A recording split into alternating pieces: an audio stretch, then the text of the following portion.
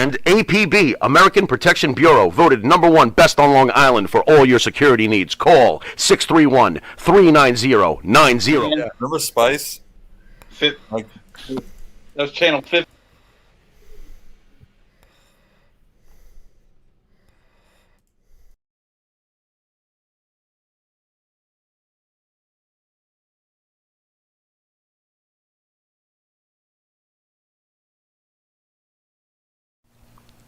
And APB, American Protection.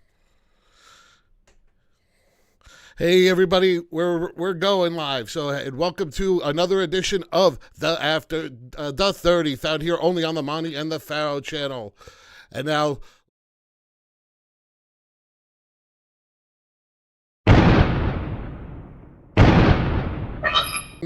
he is the one and only Mr. President himself, Phil DeCesare.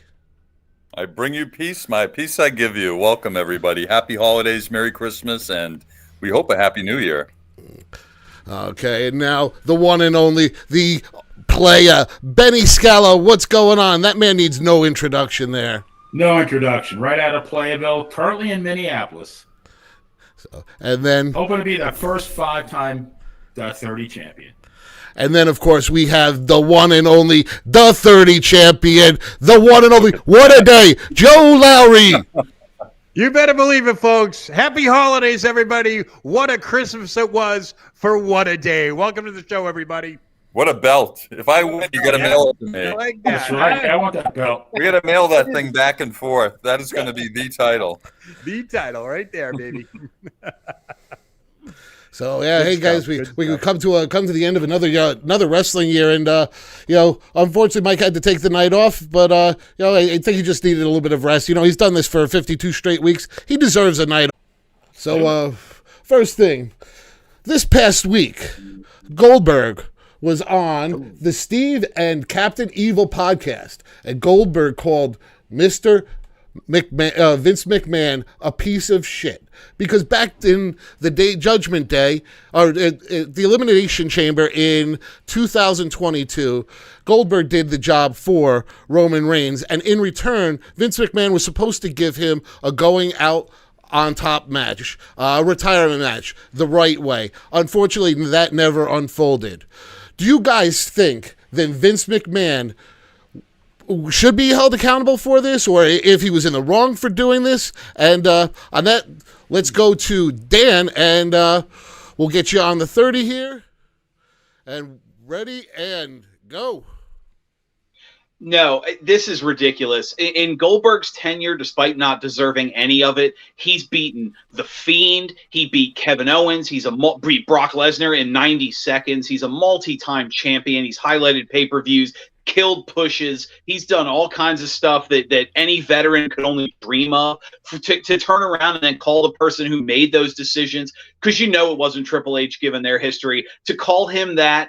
Yeah, look, he's not wrong. Vince McMahon is a piece of shit. I think the NDAs and history have proven that. But in this case, no. And also what irritated me was this idea. He's like, I have to go out on top the right way. As someone who's studied enough wrestling history, doing the job on your way out the door is the right way. You put over a man who is now one of the, if not the biggest star in wrestling, and part of that came from his fight, the Battle of the Spears. He beat you all because what? You wanted to beat someone, and now, who? Who would you put over at the end? Like, whose career would you want to shorten? Whose match would you want to end? No. Goldberg is entirely wrong here. Vince, despite being a piece of shit, he's not right in this case. Like I said, 90 seconds over Lesnar, the elimination at the Rumble. He beat The Fiend, which killed that character. He beat Kevin Owens, which killed his push as Universal Champion. Goldberg is disgusting in this case. No, absolutely, he is wrong. Vince doesn't owe him a damn thing. If anything, Goldberg should be grateful he even got a chance to be in the ring with Roman Reigns, given the power that he has now as a contender. Dan on fire again. Wow. Nice job, Dan. Nice job, Dan. Let me see where that's coming up on. Let's tally the sheets. You got Ernst & Young there, the accounting firm? Yeah, unfortunately, I don't have Abe finishing this for me. Dewey, Cheatham, and Howe. Exactly. That crack accounting firm. Oh, it's not coming. Why is that? It's Richard Hertz from Holden. There you go. There you Oh, go. for some reason it's written backwards, but it's Dan's got a 10 there. Let's see if we can reverse this. Is that the Dukes of Hazzard car? 0-1. I feel like I'm dyslexic. What is that? I don't know how it's a 10, but there we go. My I see it. trial- There you go. Is it a 10 or no 1? Looks like I don't want to me. That's 10. 10. Nice job, Dan. Nice job. Well, let's see who we get the counter back up. And next we are going to have the president of Thursday nights, Phil. You are on. Is it because I look like I'm in a pensive mood here, Bruce? I'm going second. Got my Rodin, the thinker, going on here. Tell me when, baby. I'm trying to get it to a start here. Let's see. Come on. Certainly. Oh, hold on. Stop.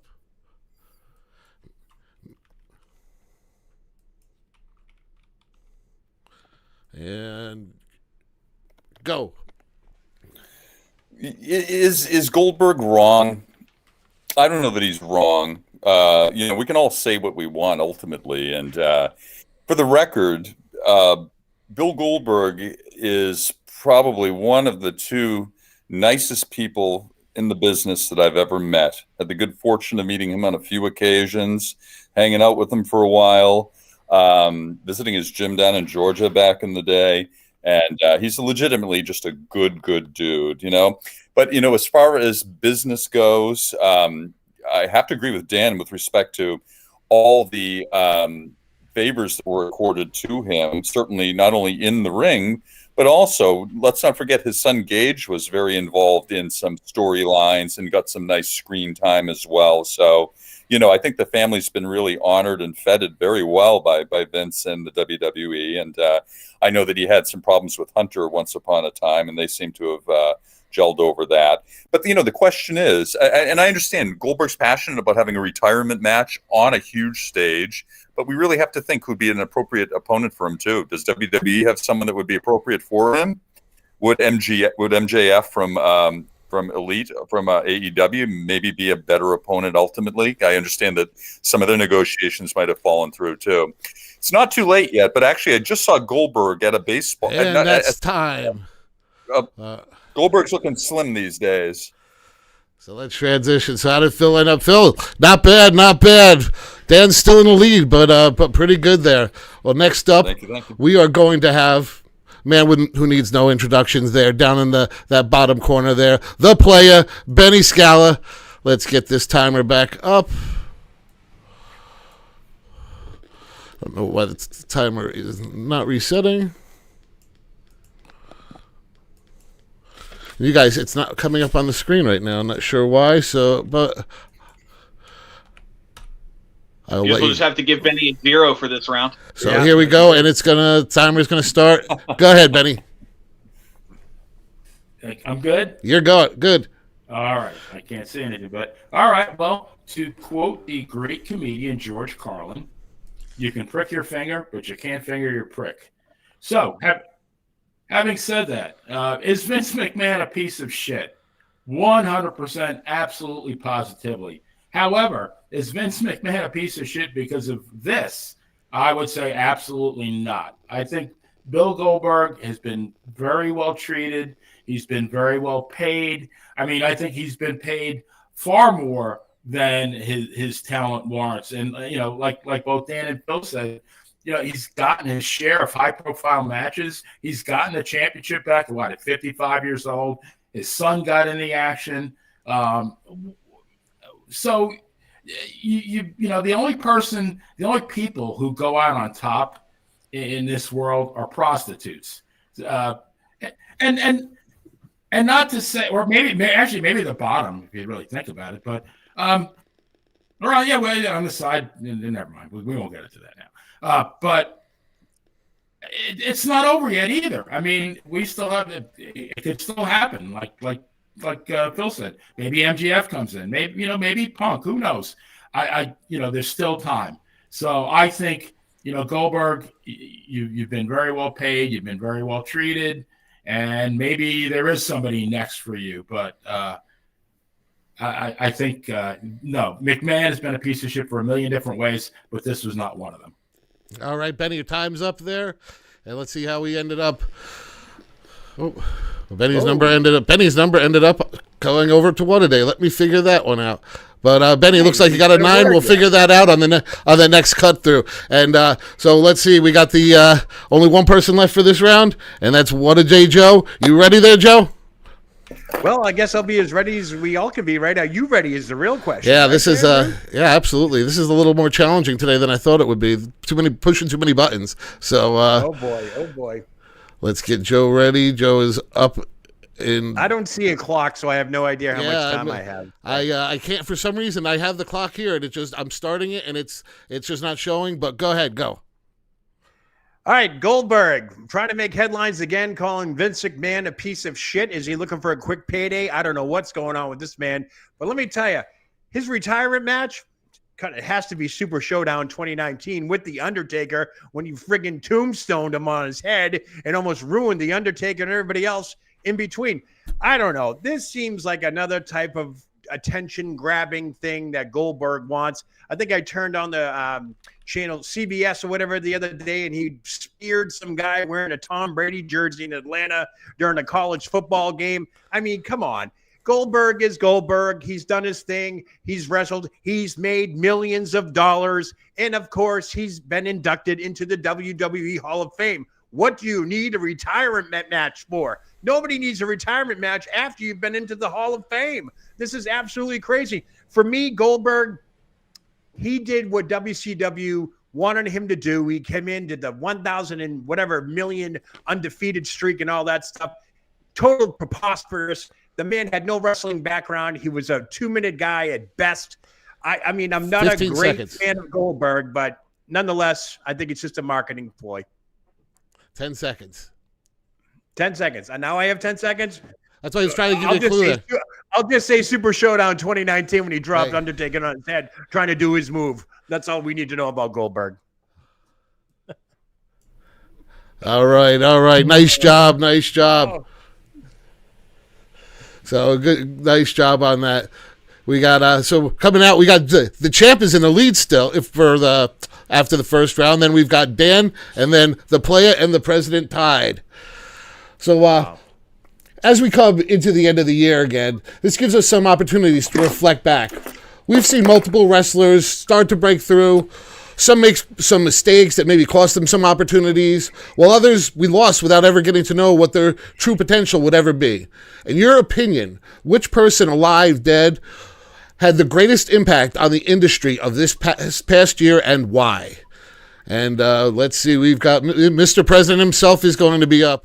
So let's get the minute 30 going, and Phil, you're on the 30. Starting now? Okay. Well, boy, that's a tough question, Bruce, and, off the top of my head, I mean, I can think of a few people. I mean, in terms of ability, in terms of being underrated, I think Damian Priest is tremendous. Whether he had an impact, I don't know, a quiet impact, maybe. Beyond that, MJF, obviously, in terms of not only promos, but in terms of cross promotion, he's everywhere. He's hobnobbing with WWE people. He's an executive producer with the Iron Claw, the movie. How do you do that? He had a very brief flashing role in that movie too. He obviously has dominated AEW for a while now. He's tackled some controversial subjects too. And he's another one of these guys who really embraces the role. I mean, and again, I hearken back to his interactions when he was really, really a heel and how he would be rude and snub fans. And so, I mean, he's a guy who embraces it. I think the passion that he has is felt by everybody. He's someone who does definitely connect, I think, really through that screen. And so I might say he is, well, he's now the linchpin for AEW. I mean, he is the man there no matter what. He's the center of all the storylines. And deservedly so. So I would have to say he is. You'd think maybe it'd be a WWE guy, but I think Phil, he's time is up. Now. Okay. Let's see how Phil ends up. Phil, 17. Phil's taking over the lead. Nice. So yeah, that's a tough question. There's not a lot of big points or good good points you can get off on that. And so let's go over to the corner over there, and the player you are going to be on the 30. Let me just get this timer back. Even though you can't see it, I can. And Benny, you are on the 30. Okay, so I want to start this with a question to you, Bruce. Bruce, do you like being the moderator of their 30? No, not really. It doesn't matter if you like being the moderator. All right, I needed to pause for about 10 seconds. This is a hard question. I'm running out of pauses here. Jeez, I need some help. Maybe some of you guys out there in the chat room can give me some ideas. But the most impactful person in the wrestling world this year, that's easy. That's CM Punk. No brainer. 100%. Guy, his termination was heard all over the wrestling world. We're still talking about his screw job, I think, from Tony Khan, because all he really did was he took care of business with Jack Perry the way that it should have been taken care of. And if there was a true leader in AEW, it would have came to that. You know, if Tony Khan feared for his life with that whole altercation, I feel sorry. He must have got picked on in gym class. I think the trouble with Tony Khan started with his mother. She didn't breastfeed him. She just liked him as a friend. But you know, he's still selling AEW merchandise. He comes to WWE, giant hoopla at Survivor Series. He's instantly into the main event. You know, the limelight with Seth Rollins. We're talking about that guy. All right, Benny, your time is up. Sorry, I got it. What I'll do is after this round, I'm gonna just let you guys know at like 20 seconds and then 10 seconds, so that at least you guys know. But Benny, you had a pretty good round. I gave you a couple bonus points for that for that Rock reference. For the Rock, okay. Let's see where we ended up. Oh, Benny's got 23. Ooh, nice job, Benny. Wow. So let's see. So this would put looks like Joe is up next. Let's get this minute 30 ready. Yeah, hey, let me ask you this. All right.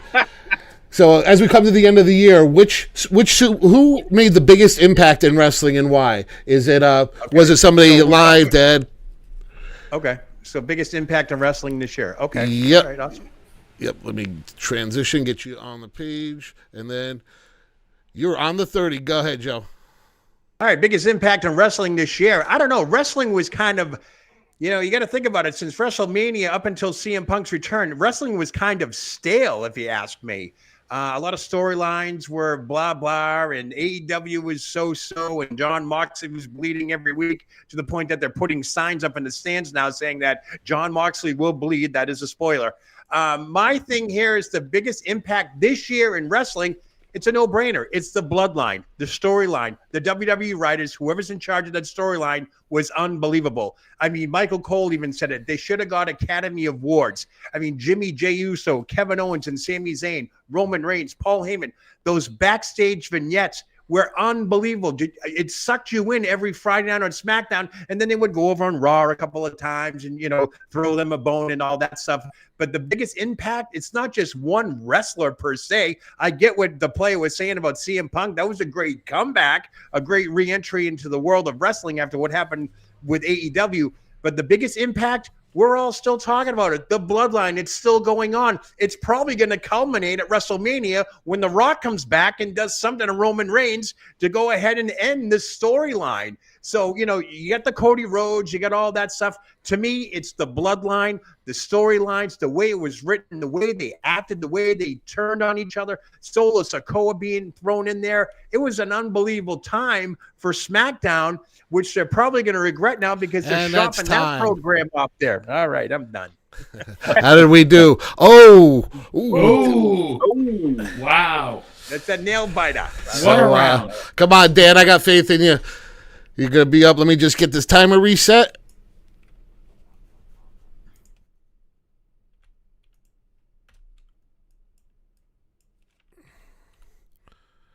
And Dan, you are on the 30.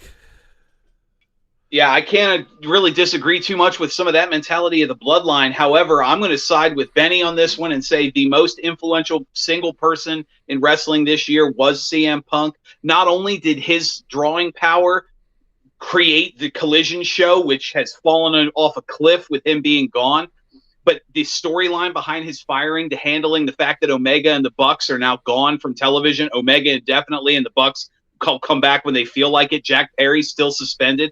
AEW has taken a nosedive, and a lot of that is casual fans, Punk fans, and even some hardcore AEW fans seeing that company is a joke, and Punk was the innocent victim there. Now, he wasn't perfect, but still, that his star power single-handedly changed the course of AEW. Then he comes back to the Royal Rumble, or excuse me, at Survivor Series, one of the biggest pops in history. He's now the #1 merch seller of the year for the WWE and AEW.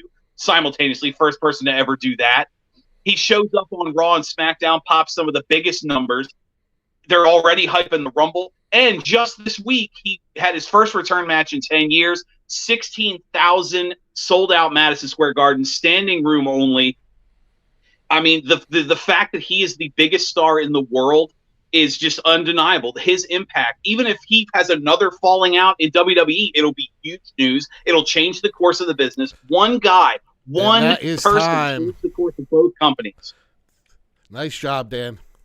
Nice job. Let's see where this is going to come out at.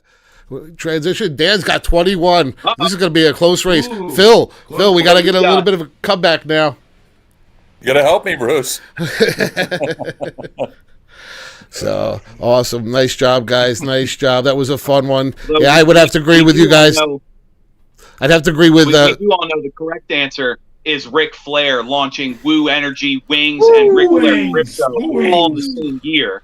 On every hotel room in America, it seems like. Every video I see, he's out somewhere in a hotel promoting that thing. And I don't remember anyone else getting cut from television for asking all the girls over 18 to come into the ring with him. Yeah, if you're between 18 and 30. Woo! Space Mountain still open for business. Oldest little line, longest line. Bring him some tapioca pudding, though. Well, he's got to take the Viagra some way, right? Right, yeah. Push that pill up in that pudding.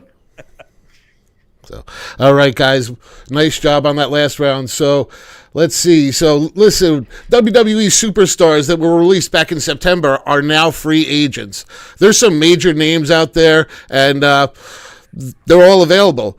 Who do you think will have the biggest impact, where, and why? And we're going to have the player up on the 30 this time first. And, Benny, whenever you're ready, we're going to put you on the 30. Go ahead. All right, so I'm gonna be like Lance Storm. If I can be serious here for a moment, there's a lot of good talent. You got Dolph Ziggler, you got Shelton Benjamin, you got Riddle, but none of these guys are needle movers. I don't think. If they were that good, they would have been kept. If they were making money, I'm gonna count them by trade. If what they were paying them was exceeded by the revenue that they were bringing in, then they would still be there. So obviously they're not huge draws. I would say the one with the most potential, just because of the off the field drama, is Riddle. I do, in spite of the fact I think he's a schmuck and he's an idiot, I do think he's a hell of a worker. I think he's a very talented guy. I think if he got a craniorectoscopy done, and that's a surgical procedure where your head is removed from your ass. If he could get that done, I think he could hook on with an AEW, or a TNA, and be at a high level. Dolph Ziggler, very talented guy, but come on, what's he going to do? So they'll hire him at AEW, work with his brother. It'll be a nice story, but he's not going to make a huge impact. Shelton Benjamin, God love Shelton Benjamin. That is time. All right. So yeah, that's a tough one there, and let's see where you ended up here, Benny. And right, well, it's still in the lead. It's a tough one, though, tight one. So let's see. What do we have next? We have Joe. It looks like, Joe, you're going to be up next. Let's get this timer reset.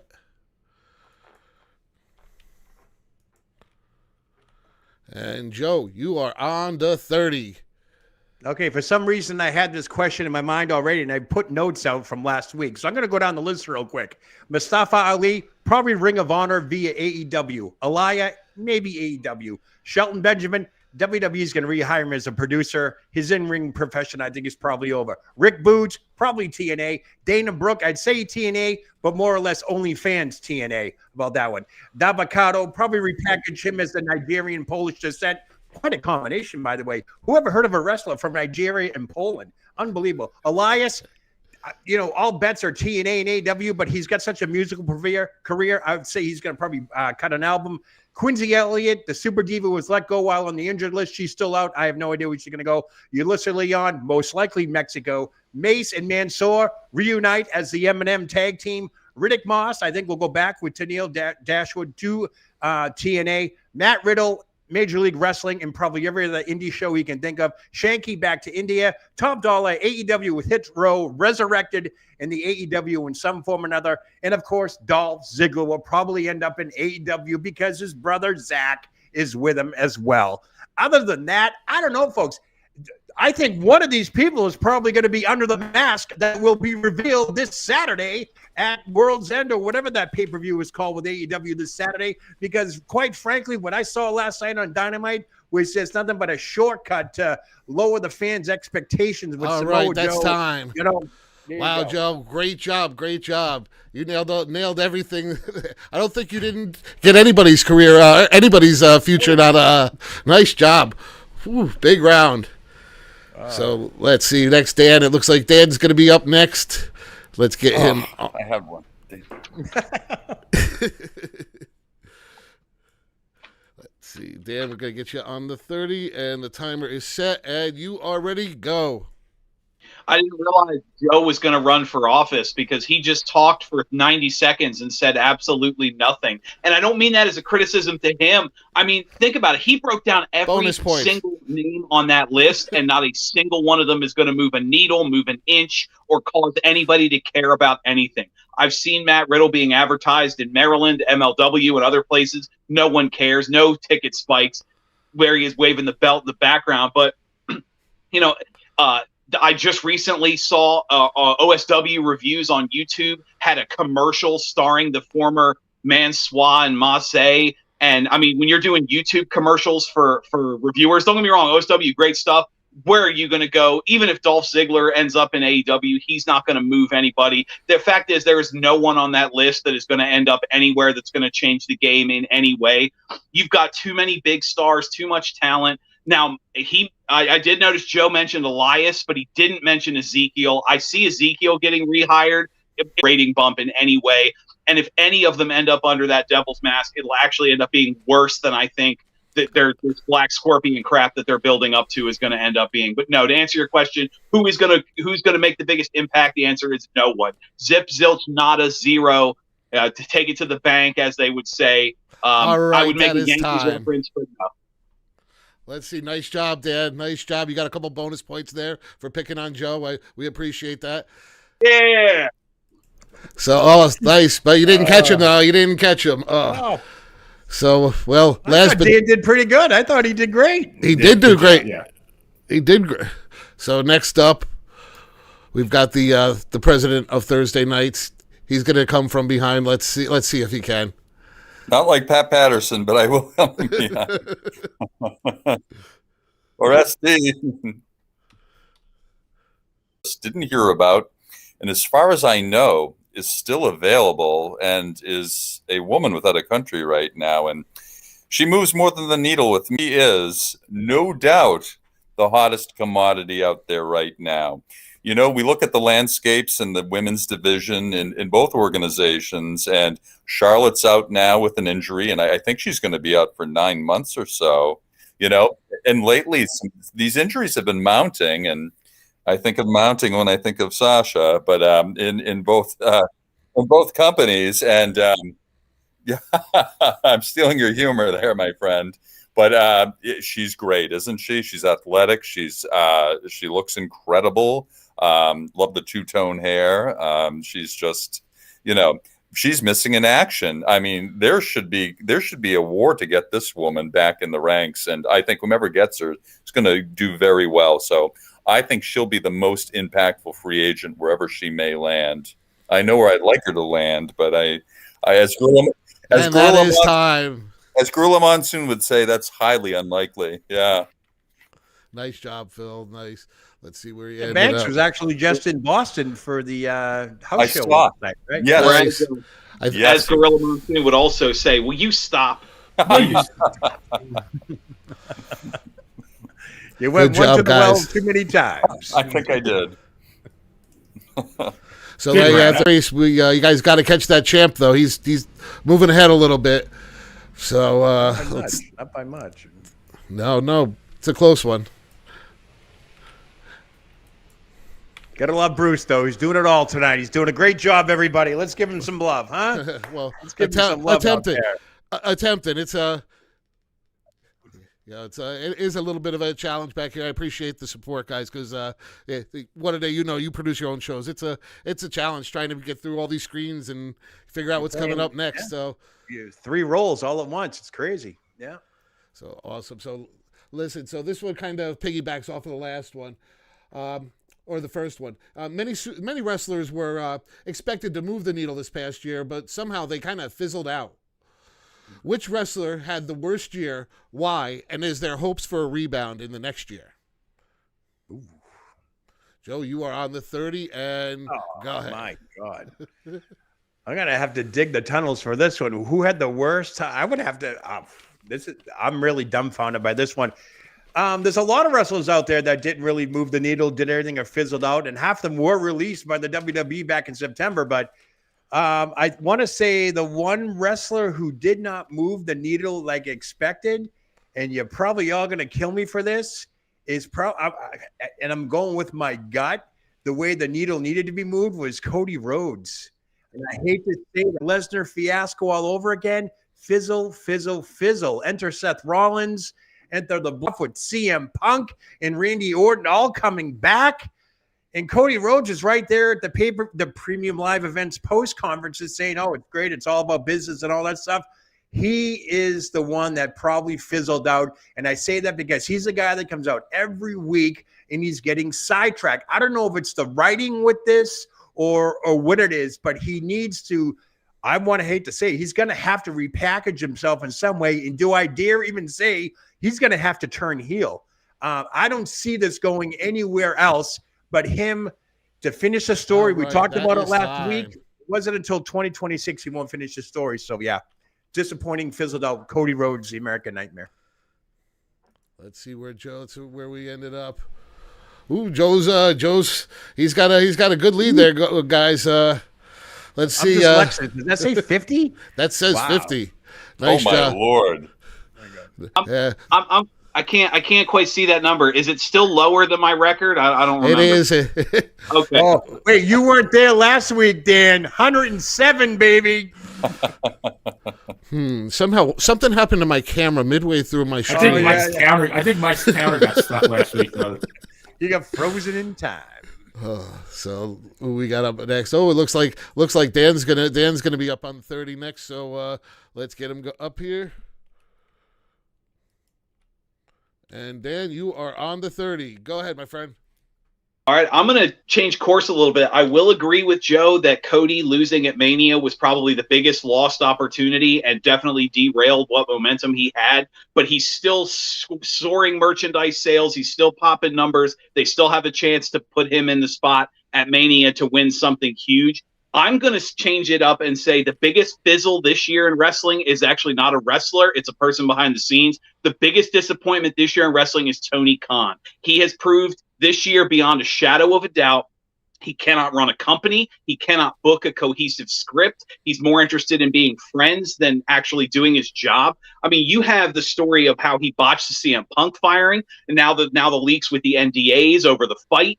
I mean, every step of the way, AEW is trying to cover their tracks. They're not making the right decisions. Bryan Danielson is on the committee that assesses fines and punishments.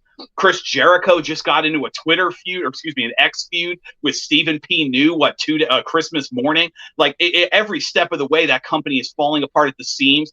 You've ruined the biggest star you had in MJF, because even the numbers now, no one cares. How do you have MJF and a Samoa Joe feud and no one cares? This devil gimmick is going to fizzle. There is no one under that mask that is going to matter, that is going to save anything. You have the lowest attendance and the lowest ticket sales and the lowest pay-per-view revenue and the lowest merch sales in the company history. Your number one merch seller doesn't even work there anymore. And that's time. Waste. Nice job. Nice job. Wow. Let's find out. Ooh, oh! What? Oh, man. Ooh. I think he stole a couple things from you. I think that's why he got the points there. So let's see. Let's see. So next up, we've got Phil coming up. Let me just get your timer ready.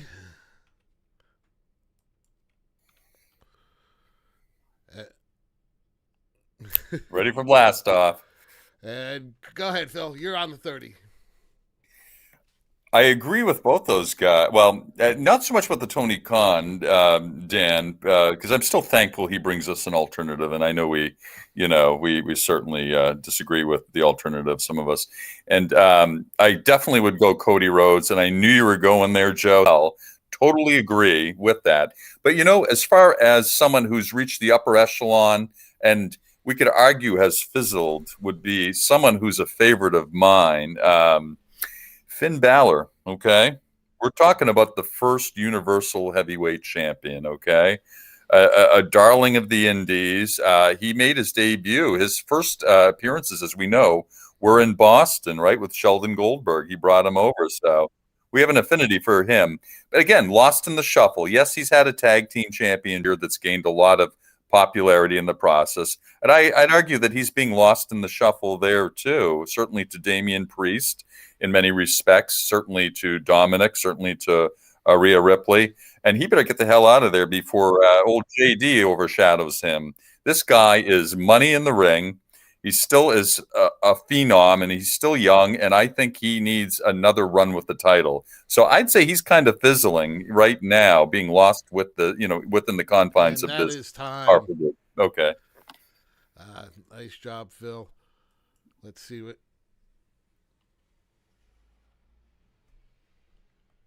Yeah. Put them back together and all that stuff, but it is what it is. Yeah. Ooh, okay, so let's not. So it's going to be coming down to, it looks like Benny or Mr. President himself are going to go home. So Benny, it's going to be up to you. Uh-oh. It's definitely an attainable number. Oh. The long hairs are getting the boot. The older guys, no fair. Hey, tell me when. I will. I'm just getting your timer ready, and you're on the 30. All right, I got to kind of borrow from a couple of the other guys, but I'm going to say there's a three-way tie. First one is Tony Khan.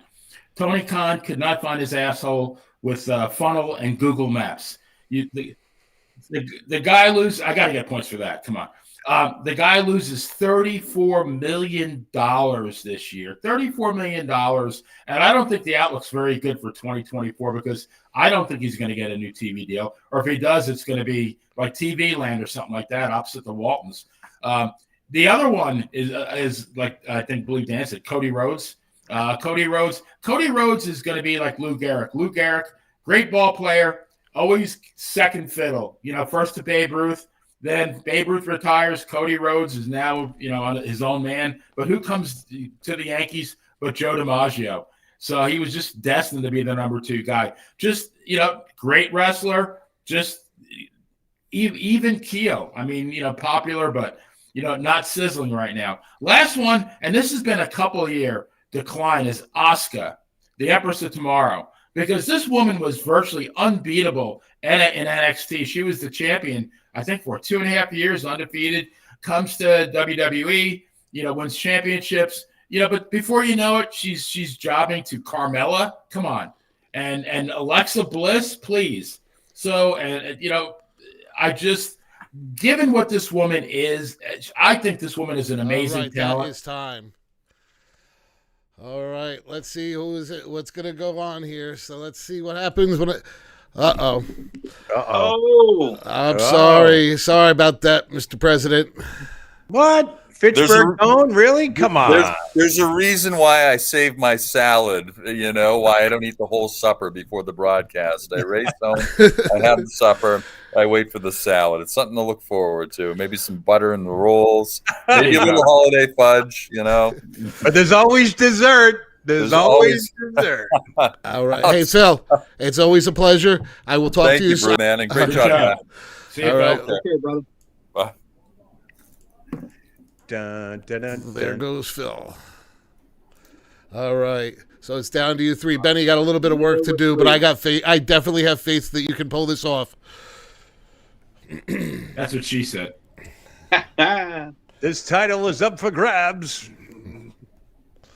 So let's see. Forward to So my shipping address when the show's over. we frequently talk on the channel about the many superstars that are left out of the Hall of Fame, including Demolition, the Mass Superstar, Ivan Koloff, and more. Who do you think will be inducted this year, and who do you think may get snubbed? So let's see who's going to be. It looks like, Dan, it looks like you're going to be up. And let me get your in here, get your timer set. And Dan, you are on the 30. All right, well, I think we're going to stick with some of the usual snubs. They're Demolition, Dominic DeNucci, Ivan Koloff, big names like that. We'll stay away from it. Although I did see the story that Triple H is now entirely in charge of the Hall of Fame and Vince has no input. So some of the guys that should be in there but aren't because Vince is a petty POS, they definitely might sneak through. However, I think some of the obvious choices, Bray Wyatt will definitely have to be considered. And some of the names that have come through or recently retired, I wouldn't be. Oh, thank you. I wouldn't be surprised to see someone like a Kane or another tag team coming through, someone who you would never think of. And then you've also got the celebrity side. Obviously, with recent pushes, you can't do a Logan Paul or a Bad Bunny. They're still active, but you got to go to the side celebrities that have had involvements. Maybe I don't know, reinduct Kid Rock or something. Where's Mr. T needs to be inducted as a team. But since they love doing the double dipping now with the multiple inductions, I foresee at least one of those. There's going to be a double induction. You're going to have a stable. I mean, they already did DX and the NWO and the Horsemen, and now you're going to have to start looking at something like like what they did with Evolution. I could see someone like that coming through. It's just it's going to be hard to tell because Triple H is going to be so different. Ooh, nice job. Let's see where he ended up. It's going to be I think that's going to be a tough one to catch there.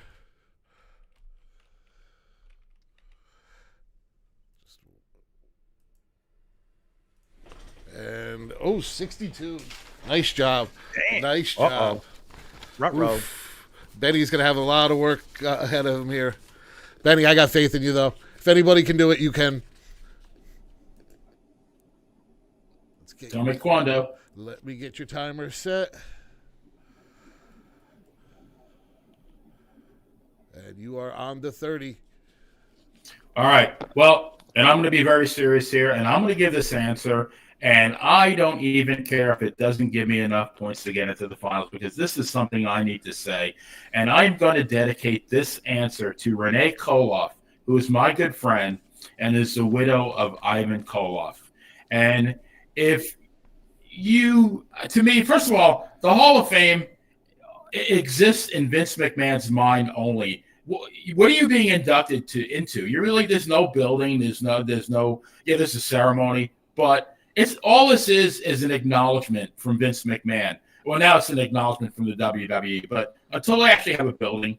But to exclude a gentleman like Ivan Koloff, who, in my mind, scored the most significant victory in the history of professional wrestling on January 18th, 1971, when he pinned Bruno Sammartino in the middle of the ring in front of a sold-out crowd at Madison Square Garden, to the point where Bruno thought he had hearing loss because the crowd was so silent that they were shocked that this man, their hero, lost the title to the point where, after Bruno realized he didn't lose his hearing, he heard people sobbing. But this is Ivan Koloff. This is what he did. And if that was all he did, I think on that alone he deserves induction. But the man had an epic career. He was the IWA version, the Montreal version of the World Heavyweight Championship. He was the WWA in Indianapolis. That is time.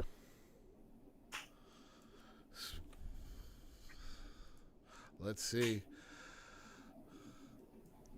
All right. Well, it's enough to keep you alive for now, Benny. But let's see if Joe can pull this off. Unless can you pull some of your shenanigans out on him? Maybe you that might be your only chances yet. Nah, no, Joe. No, I gotta go into the wheelhouse on this one, but we'll see what we come up with. Let's see, Joe. Get up here. This is tough. And Joe, you are on the 30. All right, first off, who's going to go into the WWE Hall of Fame this year? I hope to God Triple H does things right, and he announces the class, hopefully not a week before WrestleMania like last year. So first off, I already see it. Bray Wyatt going into the WWE Hall of Fame, and he's probably going to go in with Brody Lee, a.k.a. Luke Harper, and he will be inducted into the Hall of Fame by Eric Rowan and Braun Strowman. I can see it happening. Another far-out possibility he might go in there, Vincent Kennedy McMahon. No longer part of the WWE, so to speak. He would be a perfect person to go into the Hall of Fame. Ivan Koloff always should be in there as well. Let's all talk about the elephant in the room and so forth. He's been hounded on this since 2019. Has to be China. China has to get into the WWE Hall of Fame posthumously. She was inducted with D-Generation X, but she needs her own plaque into the Hall of Fame because she has transformed women's wrestling into what it is today. We all know that. Now, the two people that I missed that should be in there, and I've said it every week since I've been on here, Tony Garea and Rick Martel. Tony Garea, 5-time tag team champion with the WWF, 5 different partners not involved at all. Rick Martel, former AWA heavyweight champion and tag team partner twice, title holder. He's not in the Hall of Fame. Why? It's all about politics. But who's going to be in it? I can tell you right now, Bray Wyatt, Luke Harper, and of course, Batista will probably be your solid 3. And I'm hoping for China to get in there as well because let's face it, she deserves it. So let's see if Benny held out. No, Benny. Benny, I'm sorry to see you go. That's all right. We love you. I got my piece on Ivan Koloff. Ivan Koloff to be in the Hall of Fame. And there's no doubt about it. Absolutely. No brainer. So, all right. So let's see. We got to get rid of Benny. Sorry, Benny. Later. See you in 20. 2-2. All right. So now we got to reset these scores.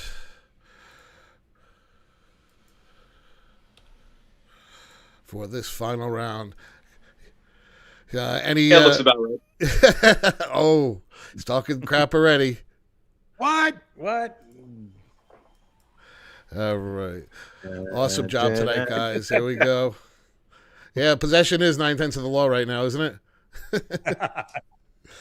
All right. So listen. So both AEW and WWE attained new heights this past year with AEW's successes both here and overseas, and WWE's record-breaking after record-breaking premium live events, as well as moving to the next level of promotion and production by joining with Endeavor to create TKO.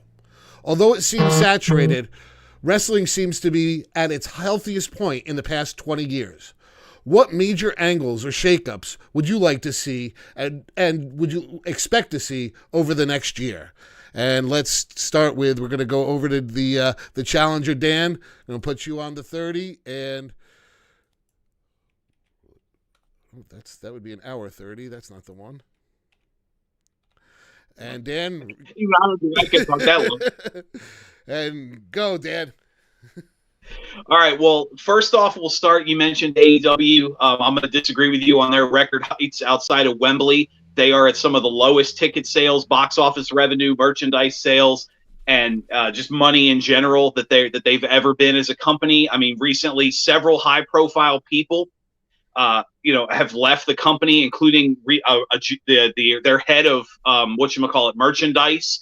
And it's no, I don't think they're doing well. I think AEW, the only way to save their face right now is to nail, out of the park home run, the Devil reveal, which I don't think they'll do, but that's the big angle they've got to build around. And then the feud of whoever was under that Devil mask feuding with MJF. On the flip side, WWE, you've got the end of Roman Reigns' streak. If he keeps the belt through September, he's going to break Hulk Hogan's run. So you've got to build that up or have somebody come in to finally break that streak. And on the other side of their main event scene, you've got CM Punk, whoever he goes against, be it Seth Rollins, be it Roman Reigns, be it Cody, be it whoever. You've got the biggest star in wrestling today getting ready to headline or at least be one of your co-main eventers at WrestleMania. That's going to be a huge year. The other thing you got to watch out for is the announcements of the TV deals. WWE's got 2 new ones coming up. AEW's got a new one hopefully coming up. But no, the big angles AEW's got is the Devil, and WWE's got their road to WrestleMania, as they call it. The Royal Rumble, which I will say is probably the biggest, best, and most exciting Royal Rumble they have had in years. Nice job, Dan. Let's see how we ended up. All right. That's a good number. It's I've been a little tight with giving them out tonight, so that's a good job, Dan. Wow. That's one of the best numbers. But the only person who had a higher number than that tonight is the guy on the other side here, and that's Joe. So let's get Joe up. I haven't gone yet. Come on. This is a tough one. Yeah, you had that. I think you had 14 or 15 in an earlier round. So let's see how you do on this one. So this is for all the marbles. And Joe, you are on the 30. All right, if this chapter was to be written today, right now, stone cold right now, and I hate to say it, that AEW is probably most likely dead in the water. Why? Because after they sold out Wembley Stadium and sold 81,000 tickets and put on a great show, what did they do the next day? They're promoting the show for next year. That's desperation, folks.